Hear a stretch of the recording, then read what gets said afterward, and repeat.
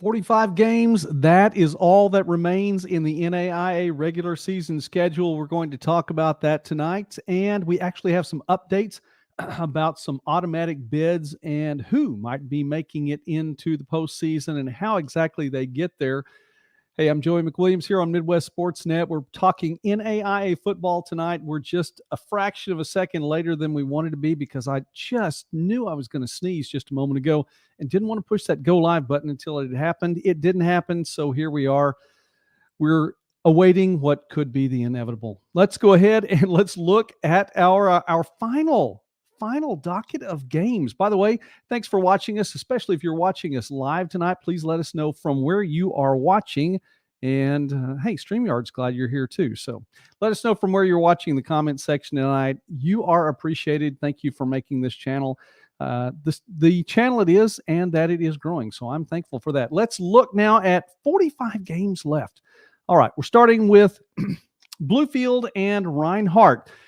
If you've been around the channel for a while now, you know the rule. Here in 2023, we do not pick against Reinhardt in the regular season. And you know what? There's absolutely no way we would do it tonight for Saturday's game as well. Reinhardt against Bluefield, 8-0 all time. Reinhardt 7-2, won 45-21 last year, and is coming off a 56-point victory over Kentucky Christian. Reinhardt has won 6 consecutive games. 12-0 now all-time in conference play, as the Appalachian Conference has been sponsoring football. It's just 2 years, but still 12-0. 12-0. I mean, come on. So Reinhardt 8-0. We're taking Reinhardt in this one.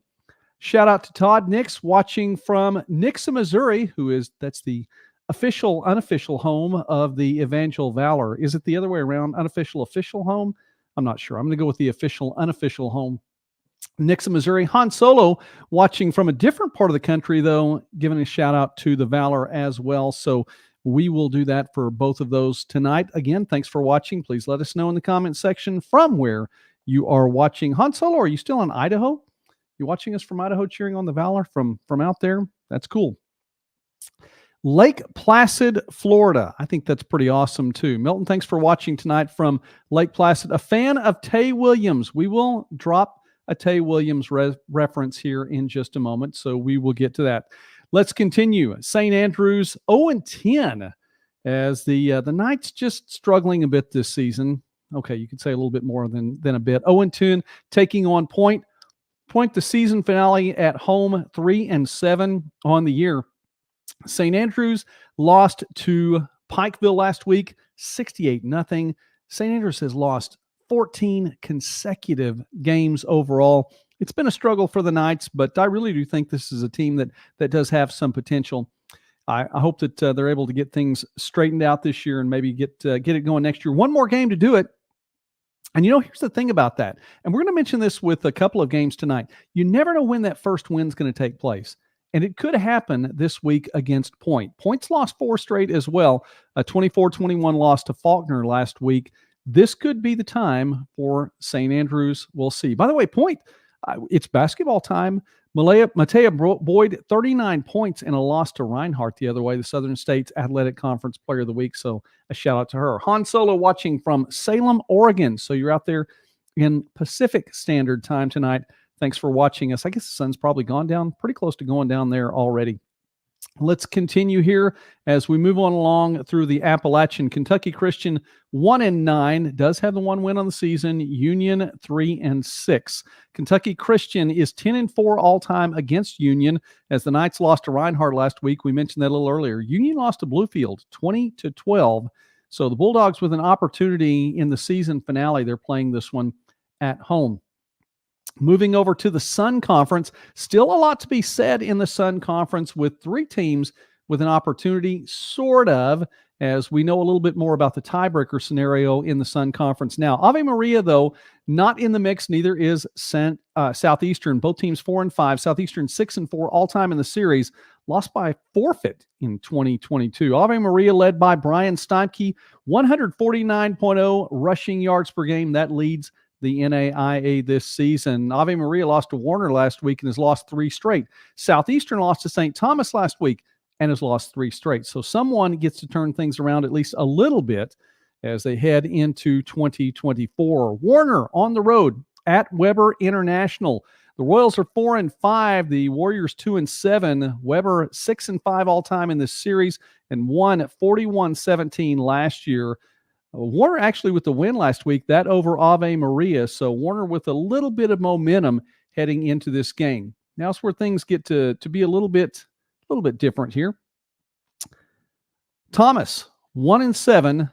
St. Thomas 7-3. First ever meeting between these two teams on the football field. Thomas lost to Florida Memorial last week 37-24, put some points on the board. St. Thomas defeated Southeastern last week 33-21, came back from maybe a slow start and won 4 straight. St. Thomas led by Rontavious Farmer, 122.6 rushing yards per game, third in the NAIA, 18 rushing touchdowns this season, second in the NAIA. St. Thomas would benefit, I believe, from a Florida Memorial win. I'll tell you what, let's go ahead and move on to that when we'll talk about this playoff picture a little bit. It's cleared up a little bit for me. Maybe you knew this about the Sun Conference. Kaiser at Florida Memorial. Kaiser 7-2, Florida Memorial 6-3. Kaiser 6-0 in Sun Conference play. Florida Memorial 5-1. Kaiser's 3-0 all time in this series, won by 41 last year.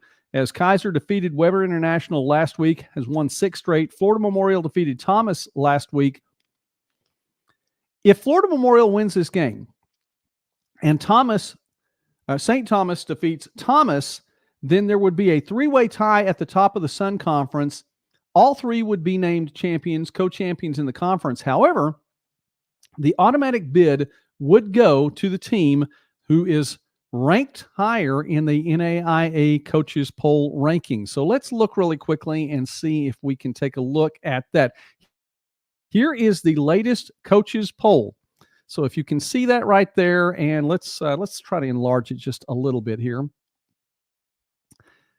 Get that off there. Kaiser is in at number 4 right now. Now, a loss obviously would drop them a little bit. St. Thomas at number 18 right now. Would it be enough of a drop to go below St. Thomas? And that's where the question lies in that. Still, you have to think if you're St. Thomas, you want to go into it with a little bit of momentum, having Kaiser maybe knocked off a little bit of momentum right there. St. Thomas may have enough to get that at-large bid, even without an automatic bid through the Sun Conference Championship. Of course, it's nice to have the title to be a co-champion, no matter what the case may be.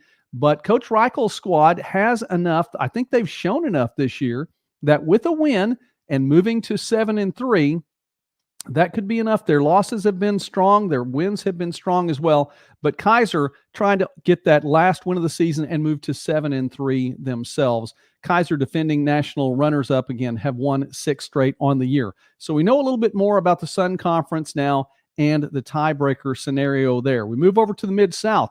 Campbellsville 4-5 taking on Georgetown 7-1. The Tigers are 28-5 all time in this series and have won 6 straight, including a 65-13 win last year. Campbellsville lost to Bethel last week. Bethel continuing to have a very, very strong season. Campbellsville has lost 3 straight. Georgetown, on the other hand, has won 5 straight, defeating Cumberland's last week 31-17. Some good offense shown by both these squads. Campbellsville, we've talked about Jagger Gillis over the course of the season, 307.8 passing yards per game, good enough for second in the NAI. Tigers have shown a strong ground game led by Darius Neal, 121 rushing yards per game. That's 4th in the NAI. 15 rushing touchdowns per game, also 4th in the NAI. But you talk about Georgetown, and this is one of 2 or 3 teams there in the Mid-South Conference. Again, we believe, Midwest Sports Net, that the Mid-South could be and probably will be a 3-bid league if all 3 teams win that we have up near the top. We'll see how that plays out. Georgetown's defense, though, 12.5 points per game. That's all they're giving up. That is second in the NAIA. Shout out really quickly to Jake, watching us, I am assuming, from East Wichita. So thanks, Jake, for watching us tonight. Campbellsville at Georgetown. We're taking Georgetown in this one. By the way, going back just a little bit, we do have St. Thomas over Thomas, and we are picking Kaiser on the road at Florida Memorial, just to give a little bit of a heads up right there. All right. Continuing on along, Faulkner at Cumberland. A couple of teams that have faced some strong competition in the Mid-South Conference. Faulkner 2-7, defeated Point last week. Cumberland lost to Lindsey Wilson, put a safety on the board in a 45-2 loss to Lindsey Wilson. The Blue Raiders really are strong right now. Faulkner 7-4 all-time, won last year by 14. We think Cumberland has what it takes to get the victory this year at home, so we're taking Cumberland in this one. This is the big game in the Mid-South Conference. Lindsey Wilson, 7-2, Bethel 9-1, and this is the season finale. A lot on the line in this one, including, very likely, a playoff spot. Lindsey Wilson, with a win tonight or on Saturday, would move to 8-2. Lindsey Wilson 6-3 all time in the series. However, Bethel won 21-16 last year in this game. Lindsey Wilson coming off a victory 45-2. We mentioned over Cumberland. Bethel defeated Campbellsville. Bethel led by Joaquin Collazo III, 288.3 passing yards per game, fourth in the NAIA, 29 passing touchdowns this year. That's third in the NAIA, and passing at a 70% completion rate. 70 even right there. That is third in the NAI. Of course, he's had a great receiver in J.D. Dixon, 104.1 receiving yards per game. He has had 15 receiving touchdowns, more than half of the touchdown passes that Collazo has thrown. That's good enough for first in the NAIA. And Bethel putting up 45.7 points per game. Here's where these numbers start adding up. And you see numbers like this with teams like Bethel, teams like Grandview. Offense strong, 45.7 points a game. Defense giving up only 13.1 points per game. And by the way, the Wildcats have scored 4 defensive touchdowns this year as well. Lindsey Wilson needs the win. Doesn't want to fall to 7-3. Still might not be out of it even at 7-3, but with a win would really put the Blue Raiders up there in the talks as an at-large team in this. Georgetown's already won and taken the automatic bid in the Mid-South Conference. We're still going to take Bethel in this one. We think that the Wildcats have enough, and playing this one at home, a big senior day for Bethel. We're going to pick Bethel in this one. St. Francis. Did I move ahead just a little bit? Yes, I believe I did. St. Francis of Indiana, 5-4. Taylor 2-8. St. Francis 20-2 all time in this series, has won 13 straight in this series. We're going to take St. Francis to continue rolling in this series and getting 6 wins on the season. Indiana Wesleyan at Concordia. Earlier this season, we had this one as maybe it was a big game, and it's still a big game. No doubt about this. As Concordia 6-3, Concordia's struggled as of late, lost a couple of tough games, including losing to St. Francis of Indiana last week by 10. This is a tough place for Indiana Wesleyan to play. And Concordia, is also 3-1 all-time in the series. But Indiana Wesleyan won its lone game in the series last week. Now, that was at home, or last year. That was at home. 23-13 victory in 2022. This is on the road, a place that Indiana Wesleyan has not yet won. Wildcats are 9-0 on the year. The Wildcats are rolling and have already clinched the Mid-States Football Association Mid-East Division automatic bid. We think it's too much Xander Stokes. We think it's too much Tay Williams. By the way, fan of Tay Williams watching tonight. Milton, Tay Williams with 120.7 rushing yards per game. That's good enough for 5th in the NAI. And I'll tell you what else about that, by the way. He hasn't played as much lately. I think there was an injury. He didn't get as much time in that win over Marion. So sat out a little bit, still has 120.7 rushing yards per game this season, even with maybe not full strength. Pretty strong performance. We think he's going to be back. We think Xander Stokes is going to throw the ball well. We think the defense, as we mentioned in last week's top 5 performances, the defense is going to do well. We're going to pick the Wildcats to have an unbeaten season, finishing it off at Concordia on Saturday. That is our pick. Also from the Mid-States, this one is a de facto playoff game right now. St. Xavier taking on Roosevelt. Roosevelt, we've talked about it all year long in its farewell to the NAIA tour. probably the Lakers will definitely, the Lakers would like to do it and extend this season as long as they can and get a playoff berth. 6-4 is not going to be enough. We don't believe that's going to be enough. Even for St. Xavier at 6-4, probably would not drop out of the top 25. Likely would not drop out of the top 25. But just being in the top 25 is not enough to get that playoff spot. We'll talk about what the National Selection Committee is looking at a little bit later on as well. We had a good show on this on Thursday night. If you missed that, please go back and watch the show on Tuesday night. Tonight's Thursday. So watch that show from Tuesday night. St. Xavier defeated Olivet Nazarene last week, taking some momentum into this game at Roosevelt.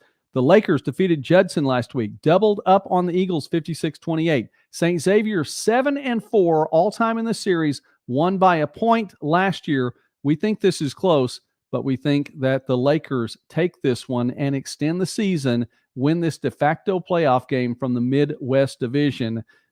Winner will get 7 games and will get the automatic bid. Lawrence Tech at Madonna. Madonna 0-10. Madonna has lost, and I believe this is right, 29 consecutive games. You never know when that win is going to come. And it's just like we talked about with St. Andrew. You never know when that win is going to come. It could come at home on the final game of the season against Lawrence Tech. We'll see. Lawrence Tech 2-0 all-time in this series, and Madonna lost to Siena Heights last week. Lawrence Tech with a 4-point victory over Taylor and has shown that it can score. We're still going to pick Lawrence Tech in this one, but we would not be surprised if the Crusaders surprise somebody this weekend. St. Francis, the Fighting Saints, on the road at Judson, and we believe the Fighting Saints have enough in the tank to take this one. 3-0 all-time in the series. St. Francis lost to Olivet Nazarene a couple of weeks ago. A little bit of time to rest. We're picking the Fighting Saints to win in this one. St. Ambrose, 1-8 on the road at Olivet Nazarene. The Fighting Bees got their first win of the season last week. We mentioned this, I think, on Sunday night. I'll mention it one more time. I don't know how many more times we'll have a chance to talk about this on the first cough drop tonight. Hopefully that'll be enough. This is a Fighting Bees team that has some potential. It's been a struggle of the year, and we think that the Fighting Bees, this 1-8 season and what could be a 1-9 season, by the way, spoiler alert, we're taking the Tigers in this one, but we think St. Ambrose is going to rebound and come back, and next year is not a 1-win or even 2-win season. We'll just go ahead and put that out there right now, but we're picking the Tigers to crouch a little bit and to take the win, if you will. Siena Heights 6-3, Marion 8-1. Marion coming off a 42-40 loss in that classic, and I mean classic matchup last week. Was it the game of the year? I think there's a lot that could be said for that being the game of the year overall. I don't know if we come up with a top 10 on that.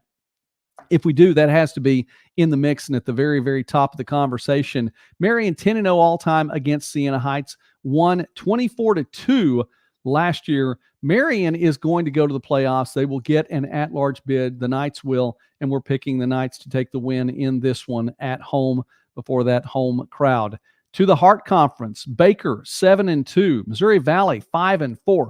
This is such a great matchup because it pits the two winningest programs of all time in the NAIA. And what makes this matchup even more special is the fact that between the two teams, they've played 53 times, and the results have been 26, 26, and 1 tie. That's right. The top 2 teams of all time in the NAIA whose wins are separated by just 4 right now. Baker has a 4-win advantage overall. 26, 26, and 1. And another reason this is so cool and that it is so close is the fact that Baker won last year by a point. And it was not Baker's best year by any stretch of the imagination. I think you could say the same for Missouri Valley as well. The Wildcats have an opportunity to put themselves in a very, very, very good position for an at-large bid to the playoffs with a win. Baker, with a win and a Mid-America Nazarene win, would share the conference title and then could possibly be in a position to get the automatic bid. But the Wildcats first need to take care of business. They're going to have to do it on the road. Baker defeated Central Methodist by 51 last week, and Missouri Valley lost to those Pioneers from Mid-American Nazarene. We're going to pick Baker on the road, picking up that 8th win. Graceland has struggled since the start of the season, but moving back to 5-5, a win here would be big for the program. Yellow Jackets with a win here would go to 6-5 on the year. Cade Ross has been back. Graceland defeated Culver Stockton by 40 last week, and William Penn lost with an opportunity to still be playing for a conference title.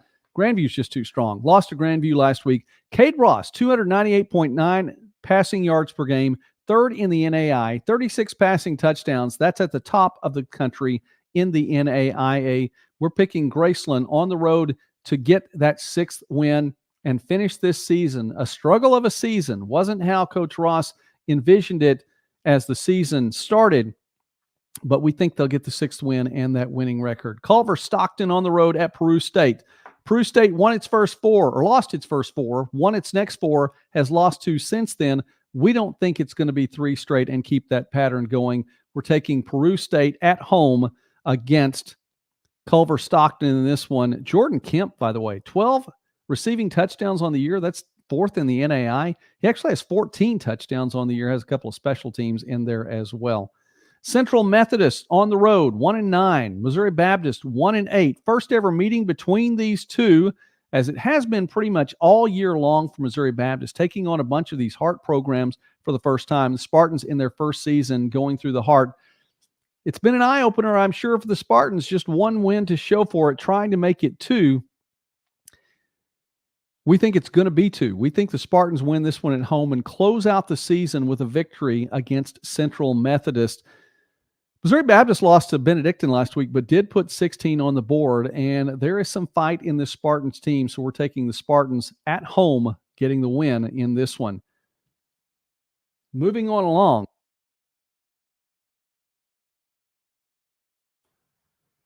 Mid-American Nazarene, 8-2. Benedictine, 8-2. 40th meeting between the two schools. Benedictine 24-15 all time, and has won 7 straight in this series. 43-21, the victory last year for Benedictine. But we've talked about it with Mid-American Nazarene, and this has been since the start of the season. Before Pioneers wanted to be playing meaningful football in November. That is exactly what is happening here. And Mid-American Nazarene has put itself in a position to clinch a spot as co-conference champions at the very least, picking up a victory against Benedictine, and could put themselves in a position to be looking on the outside, looking in at a playoff spot. Now, this is where it gets to be a little bit of a stretch here. And let's go back. Let's go to the map again, shall we? Was what I said when I was a history teacher in high school. Let's go to the map.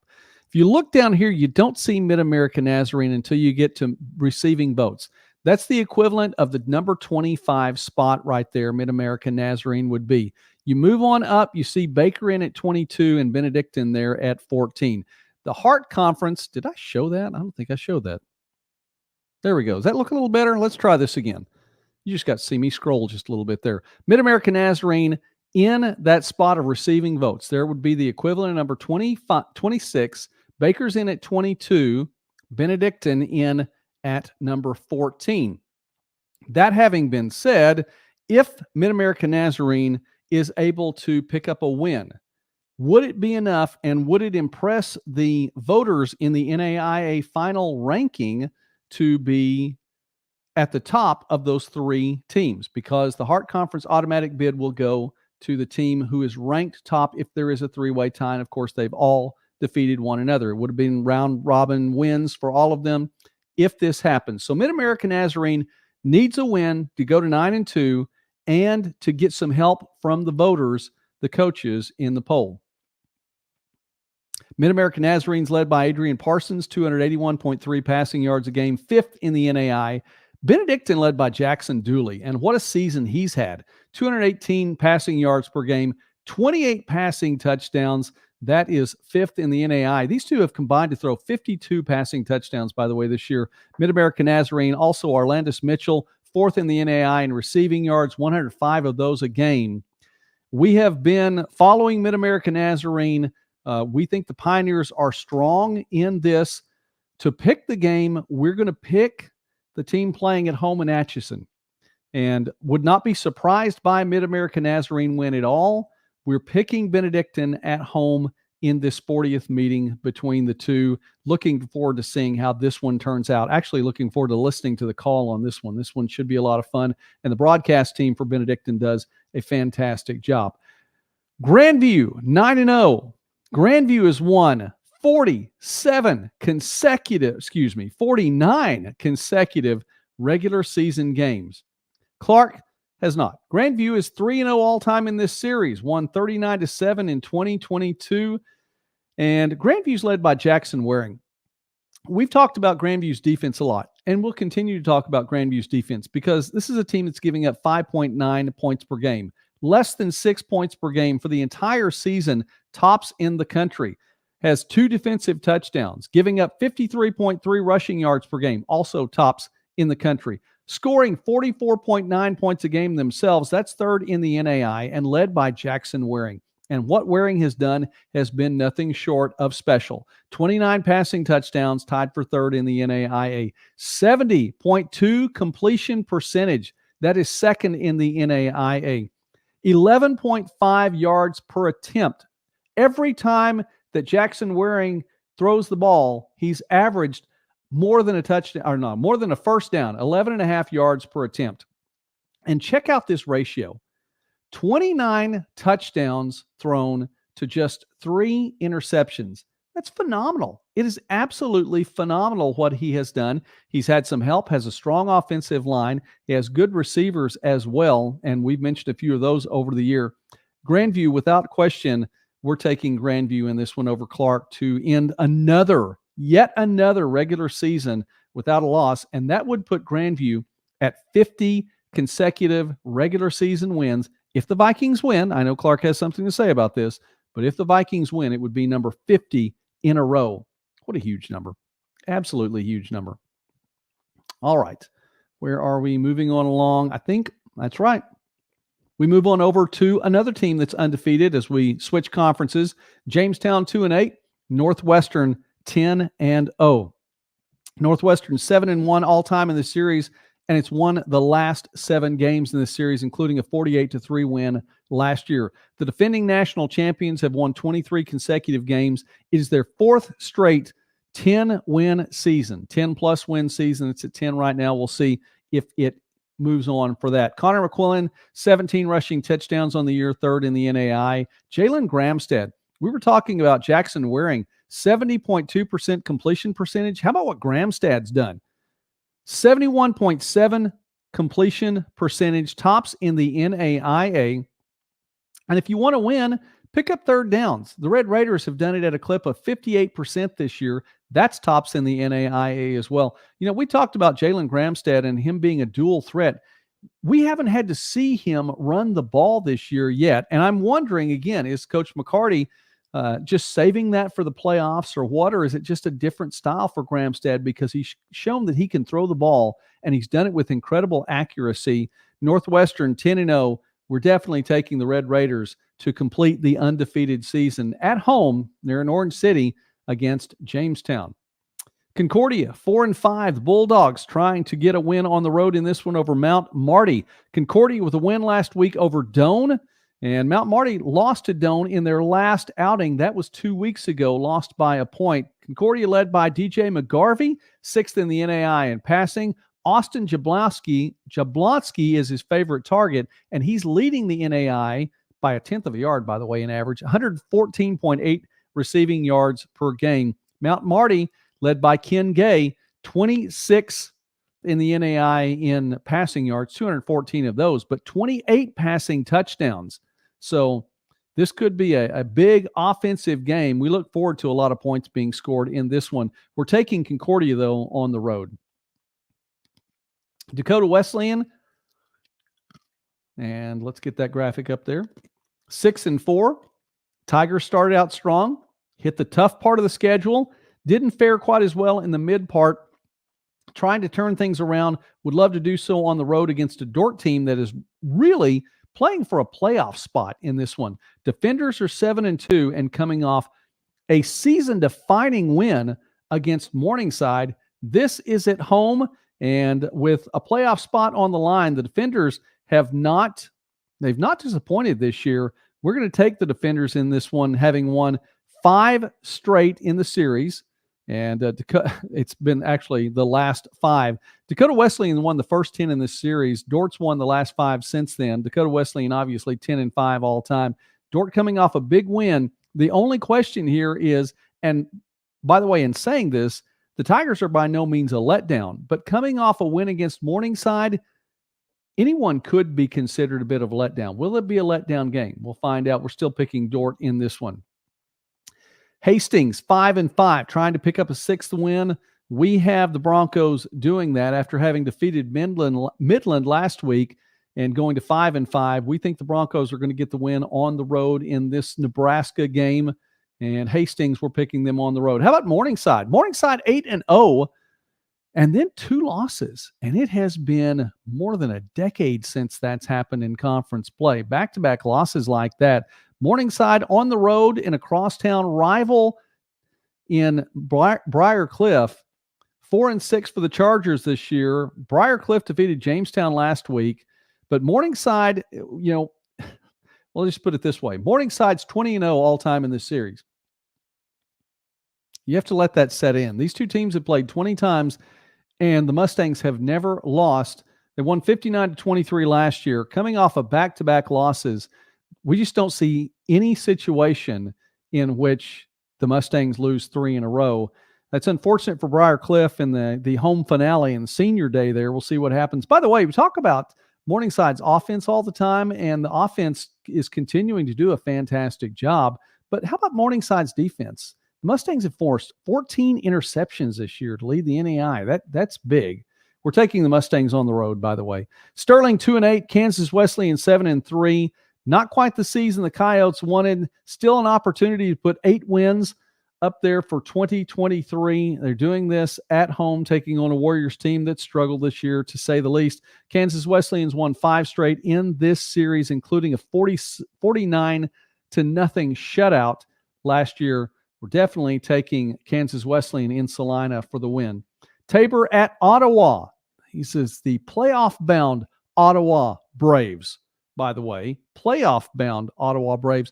By the way, Dave, I know who you're cheering for in this one. And again, talk about both sides of the ball. I know you're probably looking at one side maybe a little bit more than the other, but we have the Mustangs rolling along and picking up a win. We also believe the Mustangs are going to be making the playoffs. We'll talk again about that just one more time. By the way, programming note here, and I know I teased about the Ottawa Braves being a playoff team, and then we got off in a couple of different topics. Programming note, Sunday night should be on at 8 o'clock, possibly 8:15, depending upon how long a couple of shows run, including the selection show, which is set to take place at 7 o'clock Eastern Standard Time, 6 o'clock where I am, 4 o'clock where Han Solo is right now. And we'll be paying attention to that. I'll be on the road coming back from broadcasting a Division II college soccer, women's soccer championship, conference championship game in the Great American Conference. So coming back from that, we'll be ready for our top 5 performances. We'll talk a little bit about the playoffs, and then we'll talk more about the playoffs on Monday night when we have our panel on, and we'll have the forum here talking NAIA playoffs on Monday night. So a couple of programs still coming up on the channel Sunday and Monday. Please tune in for those. Now, back to the playoff-bound Ottawa Braves, 6-4. Ottawa's 30-14 all time in this series. Tabor the one last year, 24-19. Ottawa clinched the automatic bid with a win over Kansas Wesleyan last week in overtime. Wynton Ruth, I don't think we can say enough about what he has done for the Braves, and he has helped the team win 5 consecutive games coming in. We think Ottawa will win a 6th consecutive game coming in. And we're picking Ottawa in this one, a victory over Tabor. Going into the playoffs on a little bit of momentum. Still, it's going to be tough for the Braves to be anything other than the number 20 seed, maybe the number 19 seed. We'll see how it all fares out. But we think the Braves are going to be a lower seed. They'll definitely be traveling the first weekend. However, they're in. That's all that matters. It really is. That's all that matters. You just have to get in the playoffs. Anything can happen at that point. Avila 3-7, St. Mary 3-7.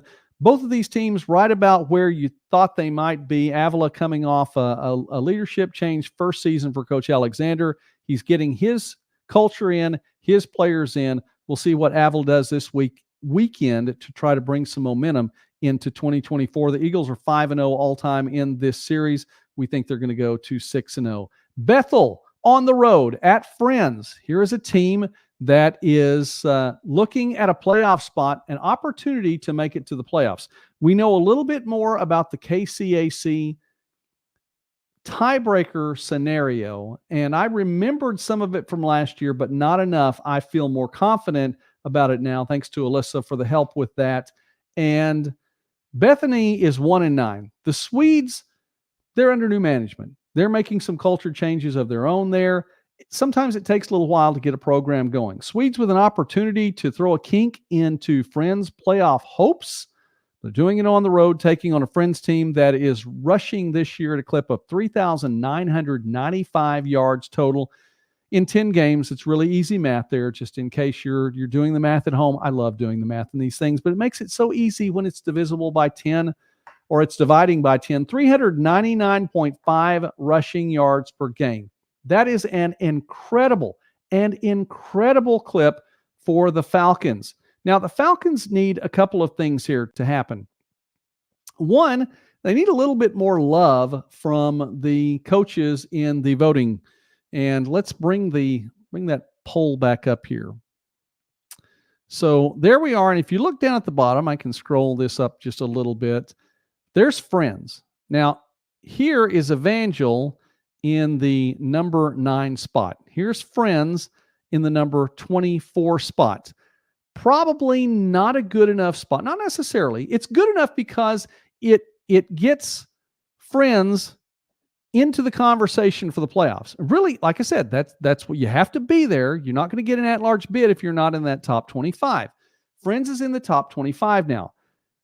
Falcons fans would like them to be a little bit higher. And Jake Redcorn, by the way, has the answer as to why they're not undefeated like Evangel. 7 fumbles away from being undefeated. You're probably not wrong. I don't take away from that at all. And I think Coach Harrison agrees with that as well. But that having been said, Friends could get in with an automatic bid. That's right. With an automatic bid, Friends has to have a couple of things happen. The first thing the Falcons need to do is the Falcons need to win. And by the way, we didn't talk about this one on Tuesday night because we weren't sure about the tiebreaker scenario. So we're sure about it now. Friends needs to get a win and have just the one loss in Kessinger Division play.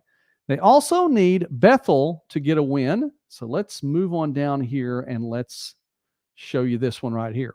Bethel 6-4, Evangel 10-0. Bethel comes in to a matchup with Evangel in its first ever meeting with the Valor. Bethel coming off a win last week over Bethany, this very same Bethany team. Evangel coming off a big win, a tight win, a rallying in the fourth quarter win over Southwestern to keep the undefeated season alive. If Bethel wins, there would be one loss for Bethel, one loss for Evangel, one loss for Friends in the Kessinger Division. That would mean a 3-way tie. If Friends right now, and it's going to be, if they all play and they all win against one another in a round robin, then it comes, the next place is margin of victory. Friends has a 34-point margin of victory. They did this by beating Bethel by 43 and losing by only 9 to Evangel. So Friends has a plus 34. Evangel has a plus 11 right now, and if they were to lose to Bethel, that number would go down. So Friends would automatically be above Evangel, which means Bethel could still win, but Bethel's at a negative 43 right now with that 43-point loss to Friends.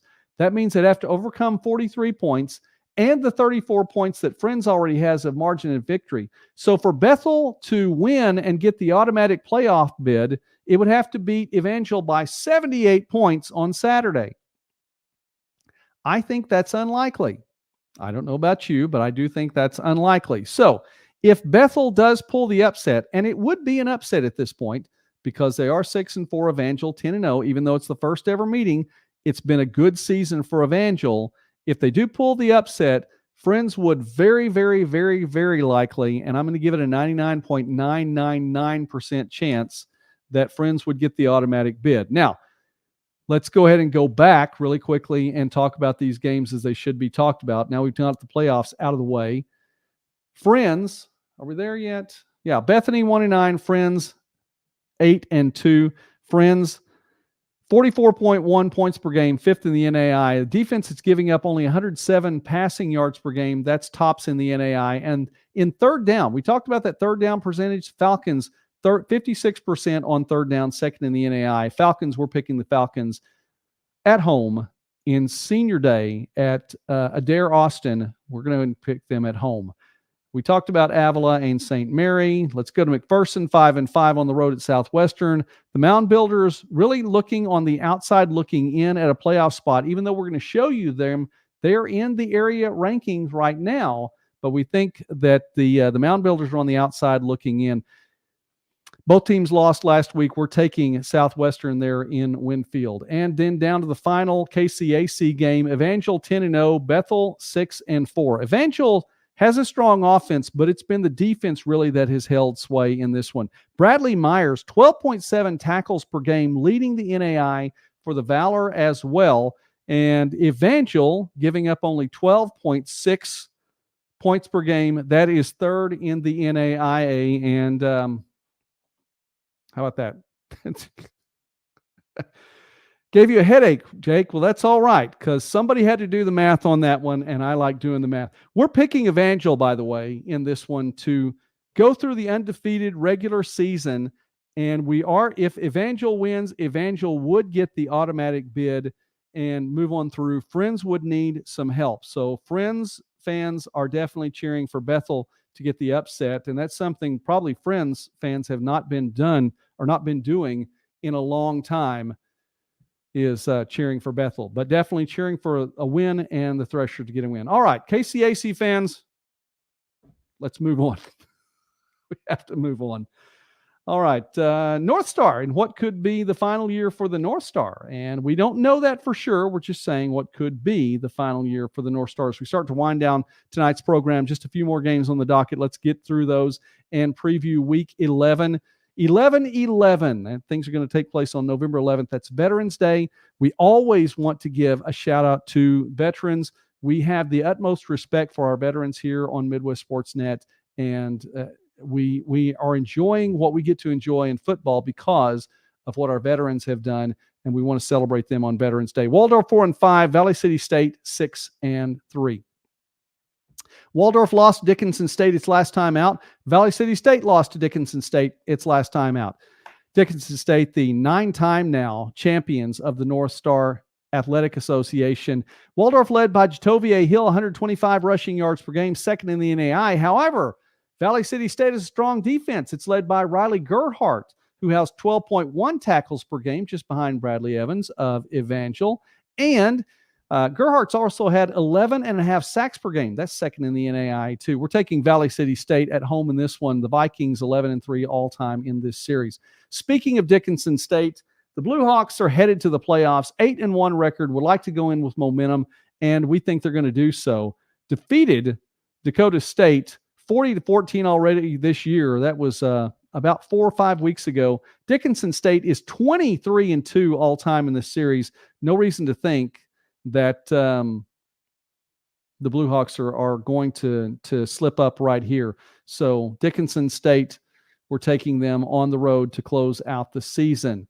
Over to the Frontier, Northern 1-8, Rocky Mountain 5-4. Rocky Mountain defeated Arizona Christian in its last time out, and the Battling Bears are 46-21-3 all time in this series. Won 45-0 over Northern earlier this year. That Northern second game of the year, but for Rocky Mountain was the season opener. and they'd like to bookend their season with wins over MSU Northern. We think the Battling Bears are going to do it at home. College of Idaho, looking to head to the playoffs. It is not a given. It is not a given. However, a win would make it a given. College of Idaho, with a win, would clinch the automatic bid in the Frontier Conference, trying to do so on the road at Southern Oregon. These two teams are tied 11 apiece all time in their matchups. The Yotes won 42-16 in the season opener for both these programs. Southern Oregon has come along as the season's come along. And even though, you look at these two teams, Andy Peters, by the way, we talked about that ratio, touchdowns to interceptions. Peters, 25 touchdowns to just 4 interceptions on the year. But Southern Oregon is strong and has been getting stronger as the season's progressed. And how about this red zone time? When the Raiders get into the red zone, I guess you could call that the Raider red zone. Someone needs to do that. Someone market that. If you're listening to this in Southern Oregon, market that and get someone to sponsor that on your radio broadcast, the Raider red zone, if you're not already doing it. Anyway, that's a good marketing tool. Please consider that. Southern Oregon, 97% in the Raider red zone this year. 97%, leading the NAIA, 30 of 31 when getting into the red zone. And 24 of those 30 were touchdowns. That's 80% right there. So this is not a given by any stretch for College of Idaho, especially not on the road. We think this is going to be a tight game. We do have the Yotes winning and picking up a playoff spot. And by the way, it's been years and decades since College of Idaho has been to the football playoffs. A win here would do it. We think they're going to get the win. Montana Tech 7-3, and Carroll, or Montana Tech 6-3, Carroll 7-2.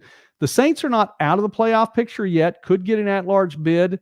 It would take a little bit to get there, we think, especially if College of Idaho wins, because Carroll also had that loss to Montana Western last week, and Carroll has lost 2 of its last 3. Now, games are games. It shouldn't matter when you win or lose games, but sometimes it does, especially in the minds of voters. And when the coaches are doing their ranking for the final season ranking that comes forward, you could look at this and say, well, Carroll's lost 2 of the last 3. The Saints need to get a win. They're 81-33-2 all time. They defeated Montana Tech by 2 earlier this year. We're taking Carroll at home in this one. Let's move on along. Eastern Oregon, getting better as the season's gone on. A tall order for Eastern Oregon to take on a Montana Western team that's rolling right now and rolling at the right time. 8-1. Eastern Oregon's 19-14 all time in the series. Montana Western won the season opener 38-14 over the Mountaineers. And Montana Western's putting yards up, just getting yards after yards. 468.3 yards of total offense, 4th in the NAIA this year. Eli Norse, receiving yards, 114.7 of them. That's 2nd in the NAIA. We're taking the Bulldogs to not only win this, but we believe a win, and we talked about this a little bit on Wednesday night. Let's bring this back up here again. We believe a win would put Montana Western in the playoffs, grabbing an at-large bid if College of Idaho does take that automatic bid with a win. And there you see Montana Western in that number 10 spot. Not a guarantee. The selection committee can do what it wants to, but we just think that that would be enough and that Montana Western would be able to pick up that victory. All right.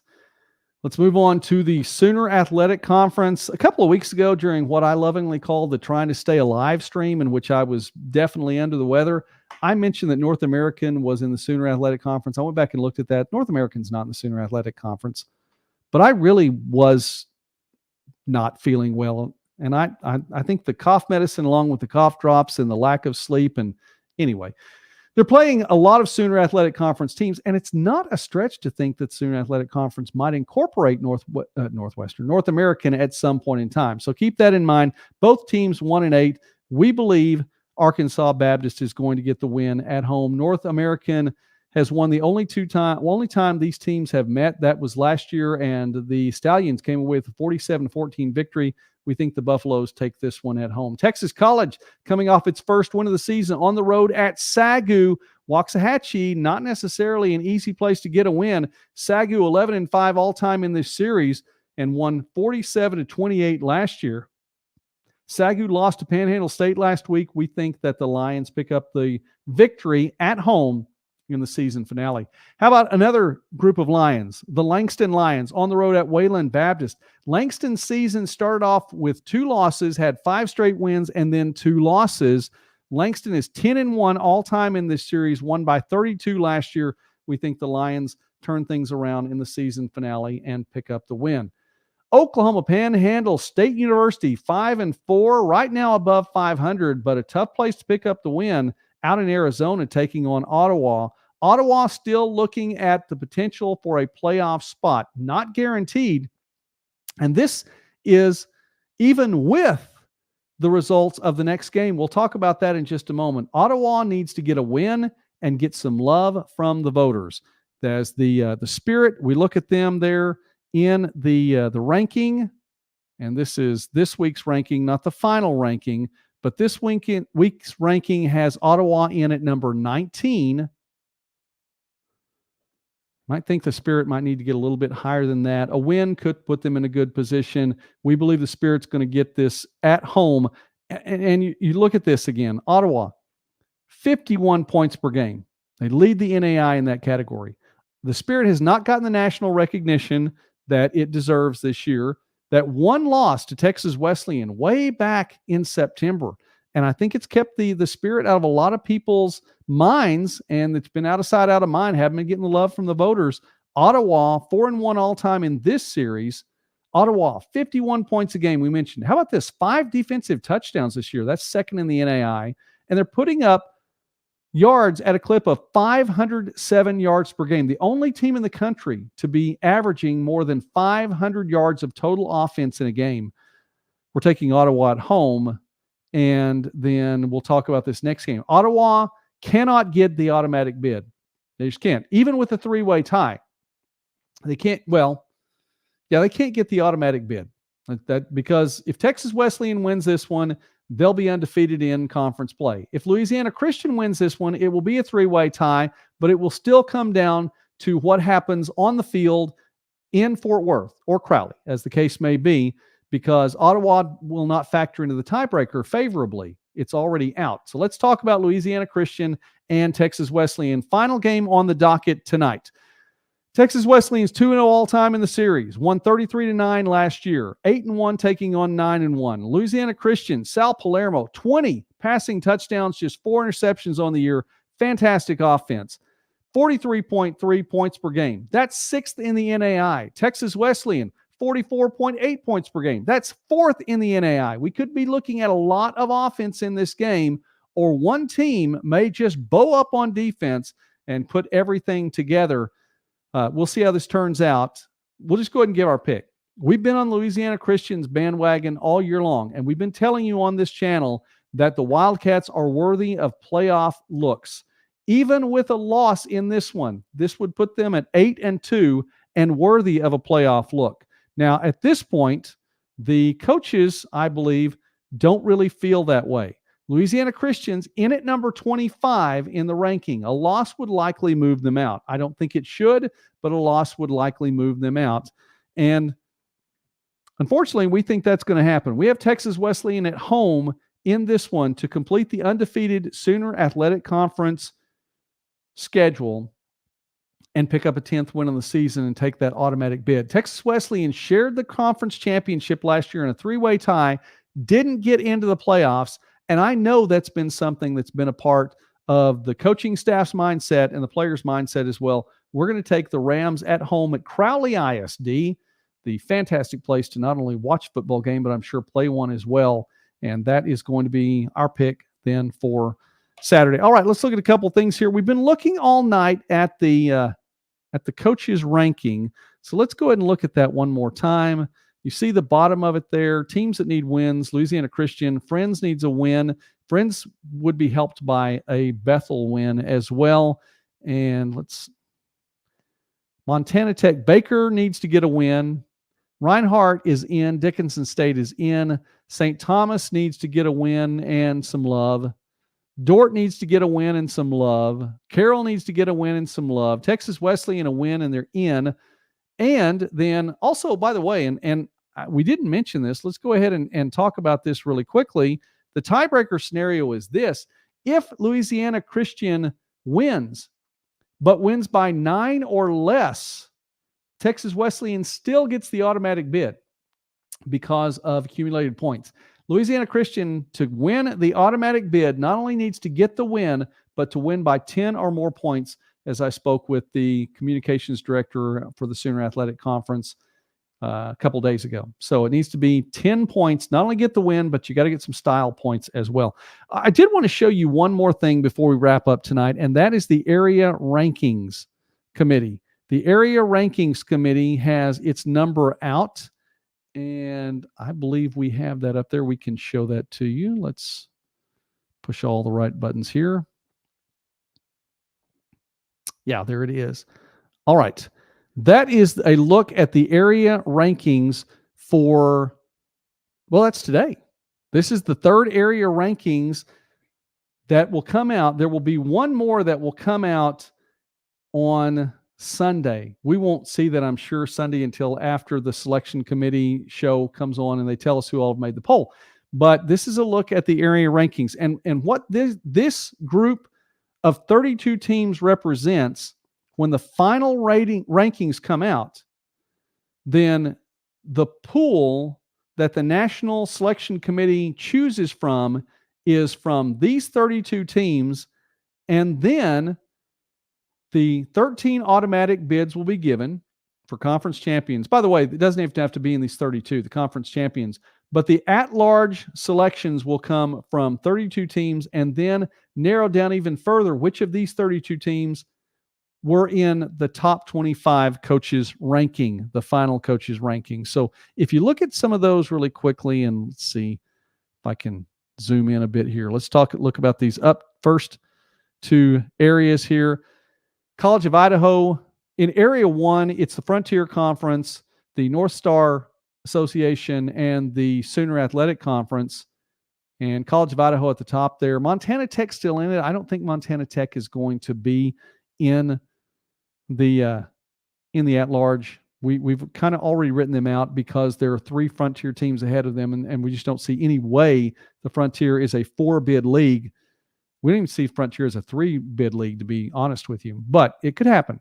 It could happen. Area 2 there, and you see the Hart and the KCAC. By the way, the Hart has 2 divisions. KCAC has 2 divisions as well, all represented there. Ottawa's in, whether it is in the area rankings or not.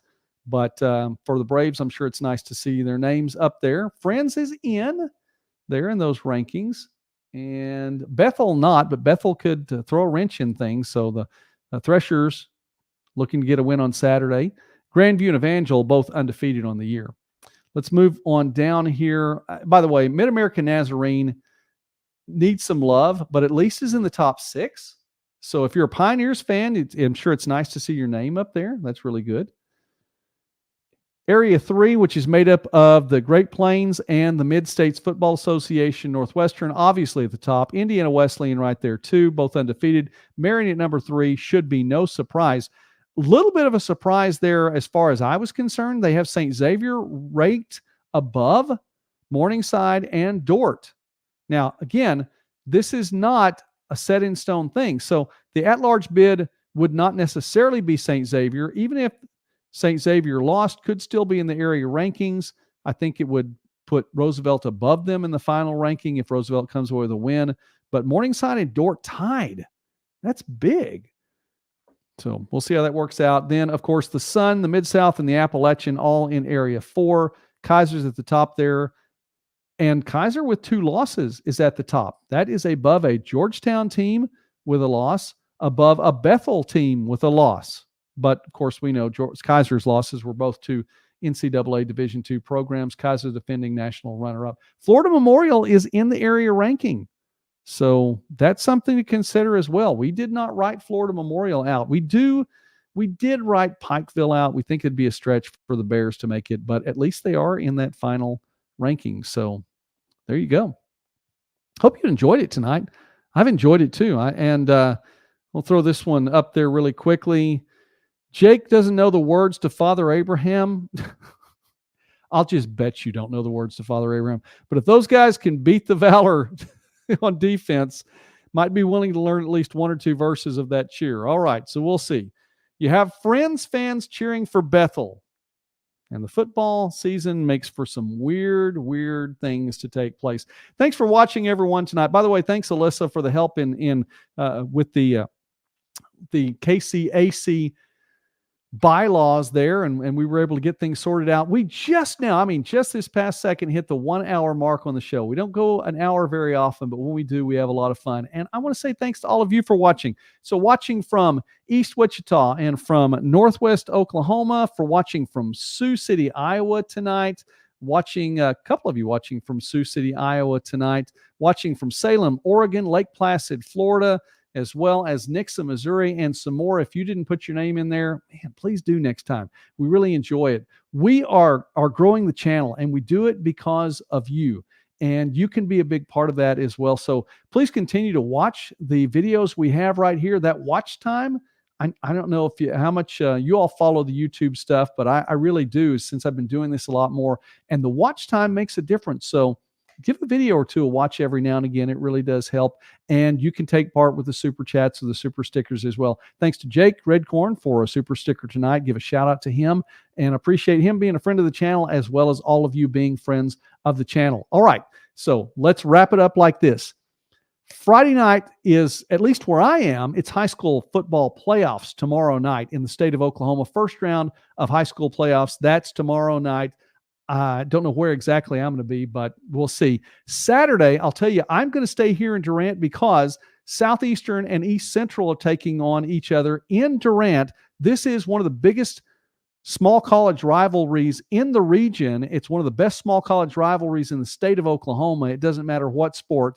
And so that's going to be in Durant. So I'll be at home for that one. Then I'm leaving to head up to Shawnee to broadcast the Great American Conference Women's Soccer Championship on Sunday. Then I'm driving back to be a part of the show here on Sunday night. We'll talk about the top 5 performances.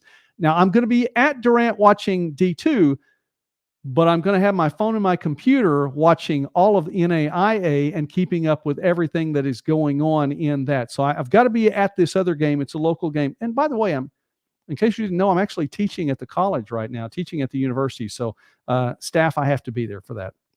It's just the way it is. But I'll be keeping up. I will have, I don't know if you can see this right there, I have this computer with me. I will have this with me, and we will be watching all kinds of games on the computer as well as being there for that. So wherever you are, I hope you have like 2 or 3 monitors going as well. I'm looking forward to I think the one I may get to watch or get to listen to as much as anything, the Benedict. If you've never heard the Benedictine broadcast, you need to. Those guys do a fantastic job. That one's going on in Atchison. Don't forget about the game in Nixa, and don't forget about the game in Wichita. And I know lots of other folks out there as well. Do not forget about the game in Ann Arbor. Good game in Ann Arbor. So don't forget about that game. Well, and let me see here.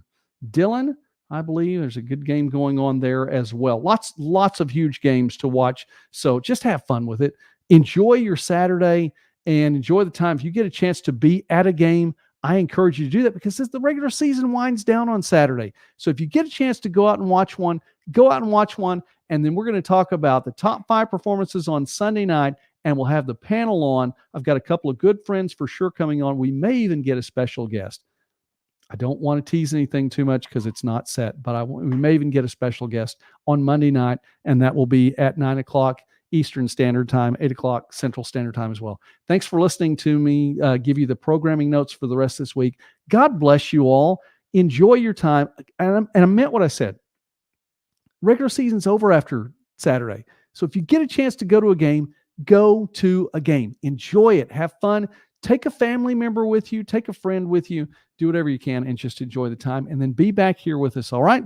Okay. Wrapping things up. Jake, Dave, Han Solo, Milton, Todd, everybody else. God bless you all. Have a great night. I will see you on Sunday night.